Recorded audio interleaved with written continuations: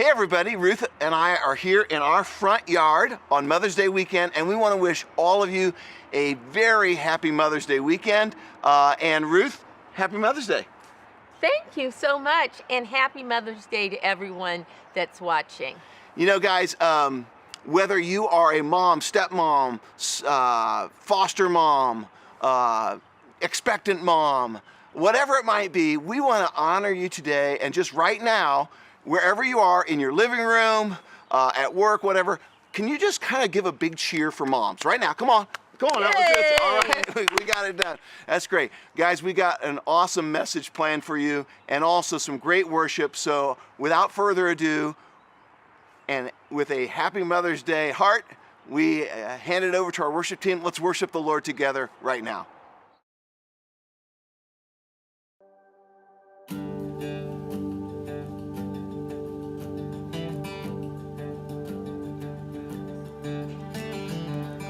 Who am I that the highest King would welcome me?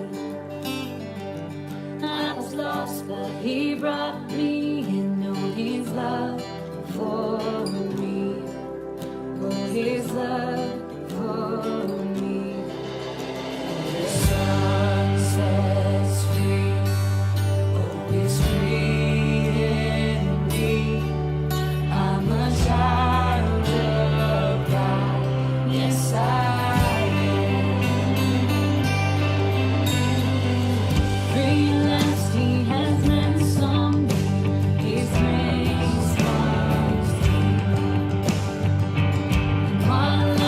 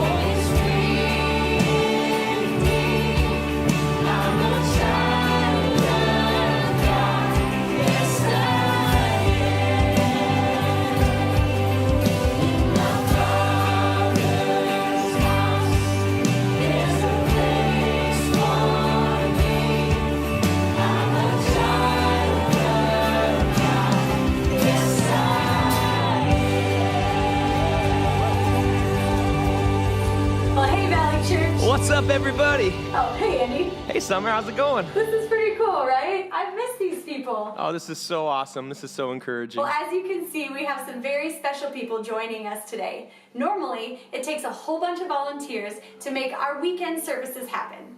That's true, and so today we are excited to gather virtually all across Greater Des Moines to lift high the name of Jesus. Well, we know that you guys are missing being able to gather together, to be able to praise God with one voice as the body of Christ. So we're hoping that this would be an encouragement to you, a little boost in your week as we come together and worship as one. That's right. So we'd like to encourage you wherever you're at to look to Jesus, to worship him for who he is, for what he's done, and what we believe he is going to continue to do, for he is worthy. Let's sing.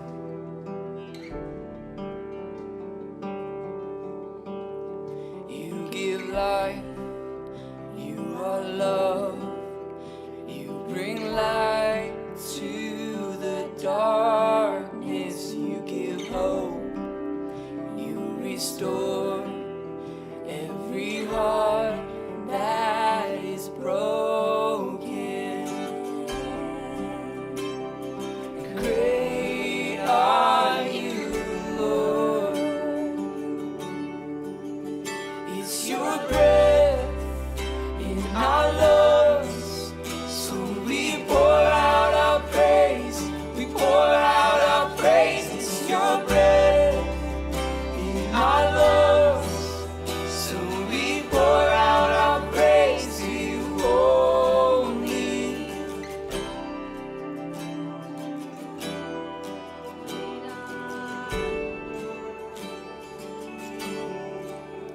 You give life, you are love, you bring light to the darkness, you give hope, you restore every heart that is broken.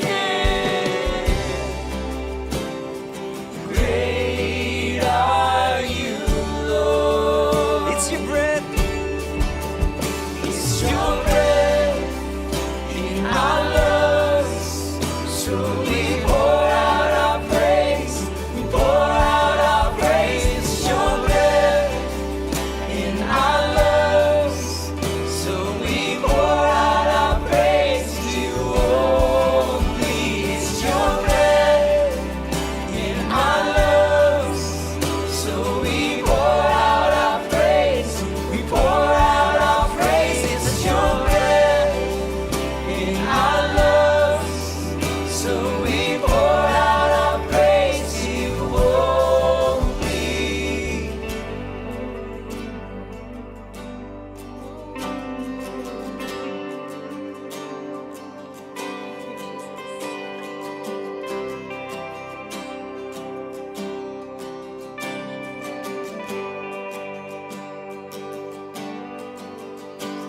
And all the earth will shout your praise. Our hearts will cry, these bones will sing. Great are you, Lord. All right, let's sing it out together. Come on. All the earth will shout your praise. Our hearts will cry, these bones will sing. Great are you, Lord.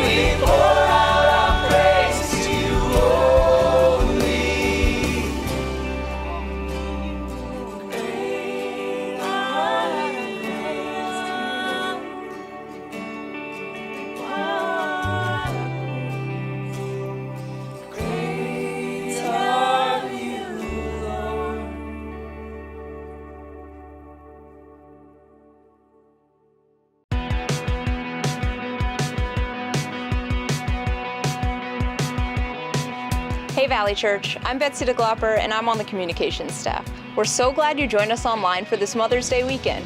We want to wish a very special Mother's Day to all moms, stepmoms, anyone who plays the role of mom. We love you and appreciate you, and we're so thankful for everything you do for us. Happy Mother's Day. A lot has been going on here at Valley Church over the last few weeks. Here are a few ways different ministry areas are working to stay connected. Hey kids, hey Valley Church. The children's ministry team has been working hard to continue to build relationships with our students and to send them spiritual content to keep growing in their faith, even when we can't be together. We've got the Valley Church Children's Ministry Facebook group. Please ask to be a part of it and we'll let you right on in. We've got an interactive show each weekday at noon called Family Fun Time at Lunchtime, hosted by Jacob King. It's a wonderful time. Our YouTube channel, Valley Kids, has all of our weekend teachings as well as our midweek program teachings from Valley Kids Club. So let kids check that out so they can have a church-like experience from home. We want you and your families to keep loving your neighbors and to keep loving Des Moines.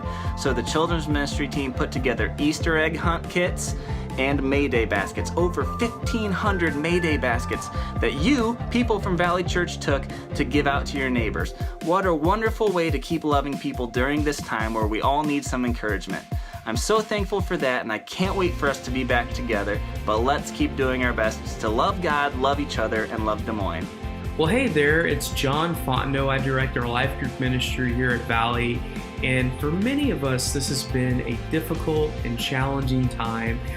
What better way to go through it with friends? And so we're going to be starting some new, for now, life groups. And so these are virtual online groups that meet for 6 weeks. And it gives you an opportunity to make friends, be able to continue to invest in your faith, and really depend on others during this challenging time. And so if you would like more information about one of these groups that have just started or are about to start, email me at lifegroups@valley.church. I would love to help you get connected and find a group that works for you. For the most up-to-date information about everything related to Valley Church, follow us on Facebook. Thanks again for joining us online today. Have a great week. Wow, isn't that amazing? Just so excited about what Valley Church has been able to continue to do because of your generosity. We're making an impact, guys, for the kingdom of God. In fact, Ruth, we've actually seen an expansion of our ministries during this coronavirus outbreak, and it's been wonderful. You know, guys, so thanks for doing that. We're not slowing down. In fact, we're expanding our ministry. And it's because of your generosity. By God's grace, we're able to do that. So right now, we're going to pause. And during this next song that we are able to sing together or just hear and enjoy, we're going to pause to take an offering to give back to God what He has showered upon us. So you can head to valley.church/give.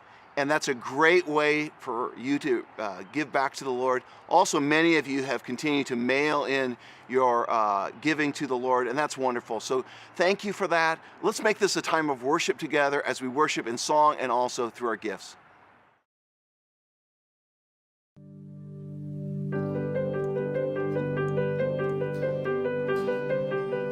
Sing worthy. Worthy of every song we could ever sing. You're worthy of all the praise we could ever bring. Worthy of every breath we could ever breathe. We live for you. Sing Jesus. Jesus, the name above every other name. Jesus, the only one who could ever save. You're worthy of every breath we could ever breathe. We live for you. Oh, we live for you. Holy, there is no one like you. There is none.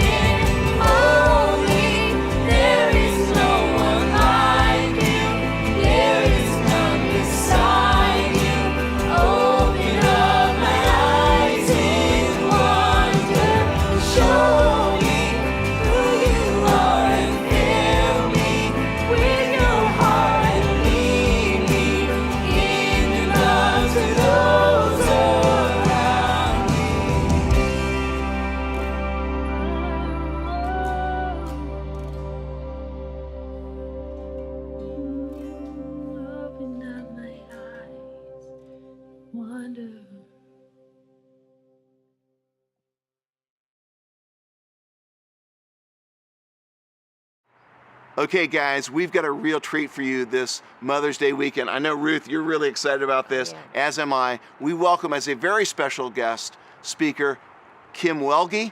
She's our own Kim Welge. She's a member of Valley Church. She is a published author of 8 novels. She's been a speaker at our Good for All conference. She's led us in communion meditations on Good Friday. She's been a frequent speaker in women's events, not only at Valley Church, but all around the country. And it's our delight this weekend to welcome Kim Welge to lead us in some Mother's Day reflections as she brings our message. So wherever you are, let's give a big cheer out for Kim Welge. Come on now. Hello, Valley Church. I am so happy to have this time together, this pandemic online worship time. Things are a little different this Mother's Day, but thank you for still making worship a part of your weekend. It is my total honor to be with you, my dear church family, this weekend. It's also my honor not to see you because I know right now some of you are in your boxers and you have questionable personal hygiene. I come from a dental family and I'm just going to assume not a lot of you are flossing these days. So for that reason, I'm grateful there's just a little visual distance between us. For every other reason, though, I'm a little up and down with this idea of distance. It's a pesky concept for me. On the one hand, I'm so eager to close the distance between us, to see you all in person and to hug you and see your faces and to not worry that one of us is breathing too deeply. I'm so ready to not worry about breathing. On the other hand, we have a complete lack of distance at home. There's exactly 0 distancing at my house. You know the sermon series Pastor Quentin has been sharing, We're All in This Together? Yeah, we sure are, all the time. In my normal life, I've come to realize people used to leave me physically. They'd go to school, they go to work, and even the dog would nap in other rooms, but not now. No one leaves, ever. The dog has been walking so close to my feet, I've accidentally chucked him in his jaw several times. So we are all really, really close and really, really in this together. Here's the good news. Whether you are living closer than ever to the people in your house, or if you're living alone and suddenly noticing every single creak and bump in the place where you live, or if you're on the front lines of this and not home nearly as much as you want because you're busy helping those in desperate need, I want you to know you are seen and you are known, and you are ferociously loved by the God who knows your address.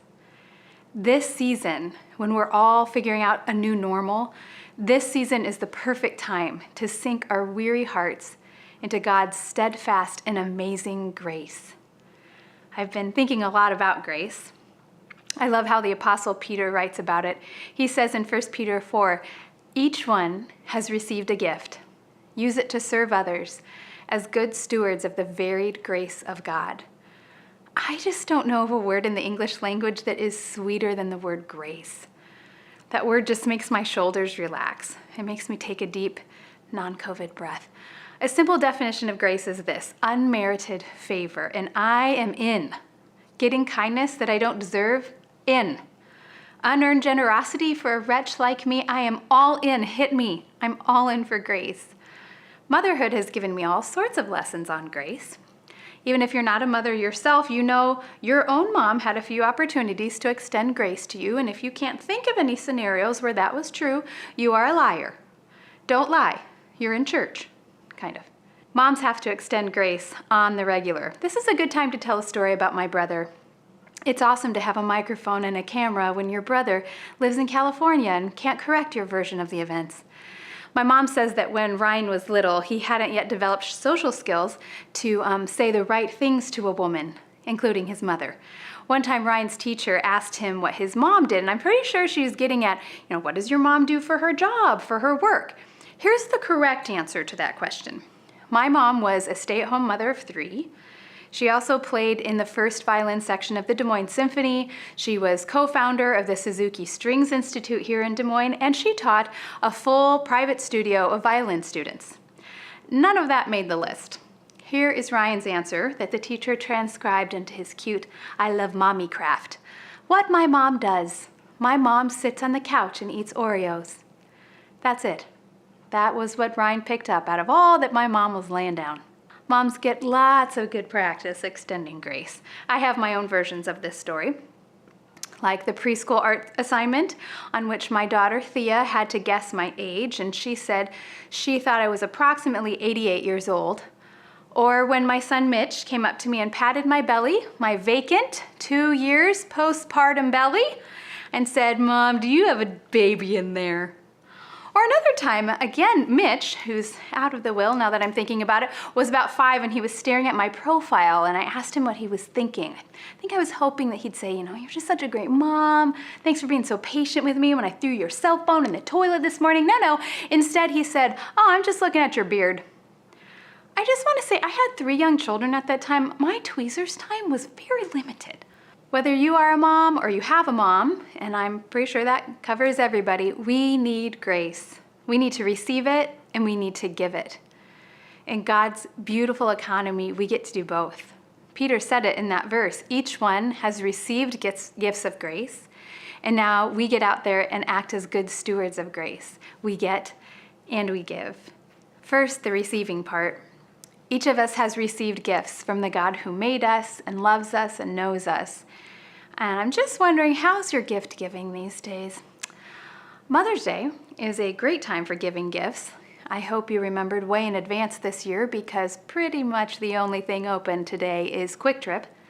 And I don't have a lot of suggestions for resurrecting those options, unless your mom is like really into jerky.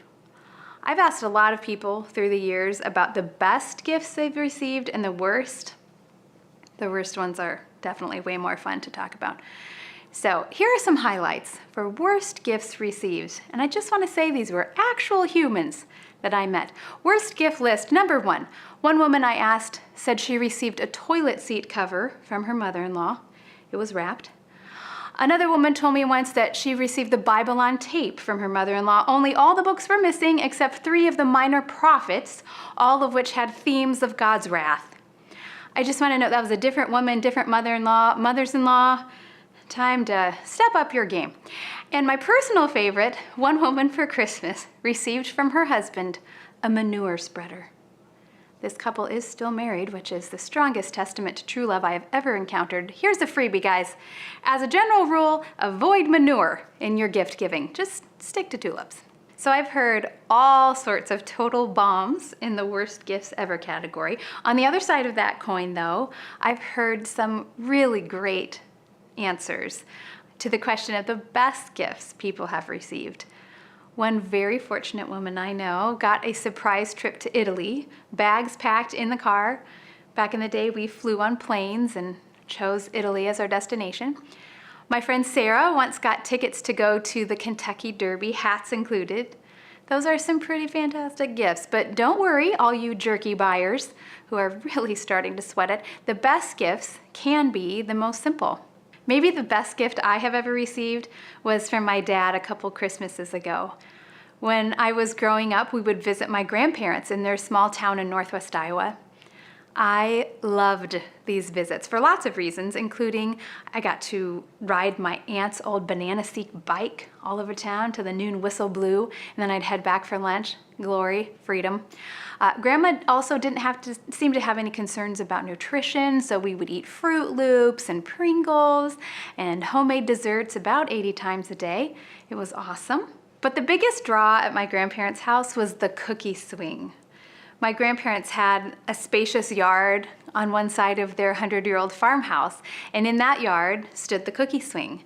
My grandpa had soldered together 2 oil drums, and he leaned a ladder up against the drums, and then from his towering oak tree he had hung a big fat rope. At the end of that rope was a wooden swing he'd cut out in the shape of an octagon, roughly in the shape of a cookie. Cookies flowed like milk and honey, so I think that's why we named it that. So I think I have some photos here so you can see for yourselves. We would grab that rope that hung underneath the cookie swing. We'd climb up the ladder to the top of the barrels, and then we'd hop on and lean back and jump off that tower to swing long and high and squealing, our stomachs dropping. It was like our own private roller coaster. I just remember wide open Iowa sky and feeling far above all of the cornfields that edged Grandma's garden. It was perfect. My grandpa went home to Jesus several years ago, and when my grandma moved to be closer to one of her daughters, they went through all the things that made up decades of growing up and growing out of that old farmhouse. My dad called and asked me if I wanted anything in particular from the house, but the cookie swing was nowhere to be found. No worries, I said. I was content with one of my grandma's pie plates, but still I was quietly disappointed that that beloved swing was lost. Last Christmas, I opened a big, unwieldy box from my dad, and do you know what was in it? A brand new cookie swing, made by my dad's hands, complete with a fat rope already threaded through. I burst into tears, and so did he. Best, sweetest, most meaningful gift ever. Here's the thing about a great gift. A great gift says a lot about the giver. I knew my dad's heart better when I opened that box. I could imagine all the time that he had spent, first with an idea and then carefully making that swing, even finding a box that would fit such an unusual gift. I see my dad and his love for me when I look at that swing. We know the heart of God better when we look at the gifts he gives. And one of his very best gifts is grace. When we get a peek at the unparalleled, unfettered grace God offers us, no strings attached, we can more clearly see his heart. And he has a heart that loves us like crazy. A heart that's not waiting for us to clean up or tidy our lives or sweep out the dirt and the grime of our hearts and our behavior and our brokenness before we come to him. He's a God of grace. His gifts are entirely undeserved and exactly what we need, apart from anything we can give to him. When I hear stories about people experiencing, really encountering grace for the first time, they make me cry like a baby. I do cry often, in general, and usually like a baby. I mean, for example, if people crying in your presence makes you feel uncomfortable, you should not watch the Olympics with me, or commercials, or any movies set in wartime, or peacetime with a love story, or go to weddings with me, or watch family home videos, and they don't even have to be videos of my own family. So these grace stories make me cry. I don't remember much about the day I became a Jesus follower, but I do remember my first experience with grace. I was a freshman in college, and I remember where I was sitting in my dorm, and I remember being suddenly physically gutted by the realization that God's grace was real and personal and amazing in a way that that old song could only try to describe. I got it for the first time in my bones. My heart and my mind both got it. I am a perfectionist and annoying, earn your way kind of girl, and that day in my freshman dorm, I got a beautiful course correction. I understood with my whole self that grace was not earned, that just like the writer of Hebrews said, I could approach the throne of grace, the God of grace, with confidence. That day in my dorm room, and many, many days since, God's grace overwhelms me. When I truly, honestly look at my sin and my brokenness, I know my need for help. I know my need for rescue. Rescue comes in the form of God's amazing grace, all wrapped up in that unwieldy box and given without any strings attached. I wish I could see your faces right now because I know some of your stories, and you have been changed from head to toe by the extravagant grace of God. Once you encounter the real deal, there's no going back. All the counterfeit junk I thought was real is just flimsy, like working myself into knots in order to make God impressed with me. Real grace puts that to shame, or putting on some sort of veneer or some mask to impress people. Real grace cannot even be bothered. Carrying around shame and guilt and living a half-life instead of the abundant one that Jesus offers, real grace kicks that to the curb. This makes me think about coffee. I'm 44, and I've just started to drink coffee. Now, I don't think about that too long. It's weird. Summer and I were just talking about this. She's a new coffee person too, and we cannot, for the life of us, understand how we raised children to this point without coffee. I have this question for you. Have you tried coffee? It's amazing. You have to try it right now.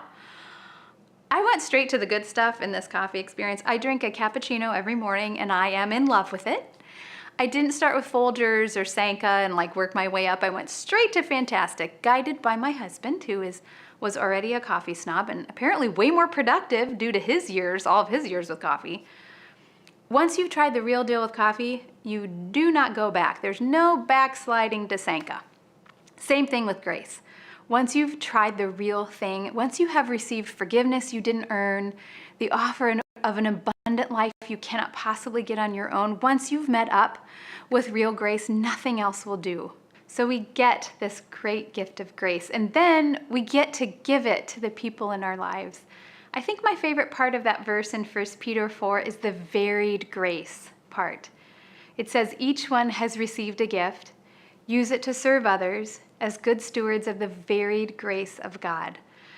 Listen, at the risk of sounding like an after-school special, I need to say this. We are different, and God knows that. His grace does not come one size fits all. It's varied, and the way we express it is varied. One translation says that we're to give each other manifold grace. It's such a great old word. Multifaceted grace, multicolored grace. The God who made us to be different communicates his grace to us in all sorts of colors, to our unique hearts and our minds, and then he asks us to use all that uniqueness to communicate his grace to his kids. The older I get, the more I'm convinced that people have a native language in their hearts, and God is the one who knows how to speak all of them, how to blow our minds with grace in a language that we can understand. Here's one way to think about it. Remember how I cry about everything? Well, one surefire way to get the tears to fall is to show me photos of my kids when they were tiny. Here's a photo of them now. I can look at this photo and not cry because I know those exact same faces are the ones who will ask me what's for dinner tonight. Low crying risk. A photo like this, however, is a clear and present danger. I cannot. I'll just let you do it. When my kids were about this age, Thea, the youngest, wasn't super clear when she would speak. Might have been the teeth. I couldn't understand her very well sometimes, but I never had to fear because my two older kids served as interpreters. They totally knew what Thea was saying around her teeth, and they would interpret for me. Have you had this happen in your house? The older siblings speak younger sibling? It's fantastic. Anna and Mitch spoke Thea. They spoke her language and were able to help me understand. God is like that. He speaks to us and shows us grace in a way that we get in our native grace language. Grace isn't just some word that describes a transaction, like some cold technical term that helps us understand doctrine or a $10 theology word. It's so much deeper and wider and fuller than that. We have to resist the impulse to understand the word grace as something that we've seen on a t-shirt or a candle, and instead look at it like the New Testament writers did. They understood grace as something warm and joyful, something relational and specific, something like a spiritual fingerprint, communicated to me, communicated to you in varied, manifold, unique ways. The idea isn't just that Jesus loves us. This we know, for the Bible tells us so. That's a great song. But there's way more to it. Jesus likes us. This we know. I'm just starting to really sink my toes into that truth. Jesus likes me. He likes the way he wired me. I'm not saying he's going to leave me where I am or ignore my mess and my sin and my brokenness. He is working on me for sure all the time, and best when I cooperate with him a little bit. But in the meantime, and from the beginning, Jesus likes me and he likes you. During worship last week, Andy and Summer reminded us of that beautiful passage in Zephaniah that the God of the universe sings songs over us. I don't think he's talking about like a school fight song, like a general peppy rah-rah song made for the masses. I don't think that. I think he sings songs that have our names in them, songs that make sense to our weary hearts, songs that are drenched in personal, specific grace. God views us through this lens of undeserved favor, earned by and paid in full by his Son in his death on the cross. The lens is grace. The songs are his, and he sings over you with your name in every verse and every chorus. When we can catch this kind of vision of grace, things get really beautiful. Hasn't it been just the most phenomenal thing to see how all different sorts of people are extending grace to each other during this season? People on their balconies and their fire escapes serenading medical workers as they walk home at the ends of horribly hard days. Medical workers, first responders, grocery store clerks, all sorts of folks walking into the fray, into risk, in order to comfort and heal and help. People figuring out ways to connect and love each other during a time when we really can't rely on our usual. I loved this photo. Neighbors eating together in a way that would have seemed ridiculous a few months ago, but now seems tender and kind. Learning a new grace language, giving each other what we don't necessarily deserve, and what we haven't necessarily earned, but what we desperately need. God builds balcony tables for us all the time. He extends grace to us in all sorts of creative and personal ways. I love the way the Apostle John wrote about this. He said, "We have all benefited from the rich blessings Jesus brought to us, grace upon grace. Grace upon grace. We have one after another and more than we need." Today is a great day to try out the grace upon grace idea with each other. Mother's Day can be just glorious. It can be the day someone else changes the toilet paper roll, the day someone else empties the dishwasher, the day you get to sleep in or take a nap, or even better, when someone else takes an especially long nap. Mother's Day can also be brutal.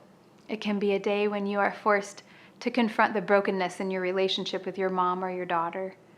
It can be a day when words like infertility and miscarriage feel like they're blinking lights above every one of your thoughts. I know that ache. It can be the day you used to spend with your mom or your grandma or the woman who is most like a mother to you, and now you're in the waiting until you see that sweet lady in heaven. It can be a day when you take stock and see all that isn't instead of all that is. Today is a good day to extend grace upon grace. Let's be gentle with each other's hearts, whether those hearts are full or shattered. Let's speak all kinds of languages so that we can see each other well and love each other well. And most of all, extend grace to ourselves and to each other well today. If you surrendered your heart to Jesus, you are now drenched in grace. He paid an exorbitant fee for our freedom, and He doesn't only love us, He likes us too. Each one of us has received the gift of grace, and now we get the honor of giving it to those around us, speaking all sorts of grace languages. Let's get after it then. Love each other well, serve each other well, empty that dishwasher, both levels. And really, right now, go brush and floss. Happy Mother's Day, everybody.